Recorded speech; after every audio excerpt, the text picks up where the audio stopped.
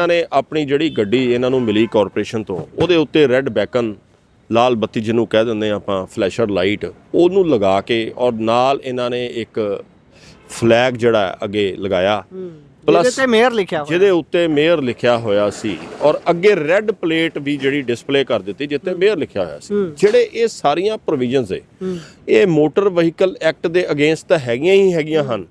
उहदे नाल नाल एक वक्री नोटिफिकेशन जिहड़ी गवर्नमेंट ऑफ इंडिया तो जारी हुई सी जिहदे विच सैक्शन 108 की डिलीशन की गई कि अज तो सारे जिहड़े सिटीजन इंडिया के हैगे ने वो VIP हैं। और श्री नरेंद्र मोदी जी साडे माणयोग प्रधानमंत्री उन्होंने इस बारे ट्वीट भी किया सी कि every citizen is VIP, no one is allowed to fix a beacon on their vehicle. ਉਹਦੇ तहत उदन तो तुसीं देखते होवोगे कोई भी कैबिनेट मिनिस्टर कोई भी MLA MP अपनी गड्डी के उत्ते रैड लाइट नहीं यूज़ करता।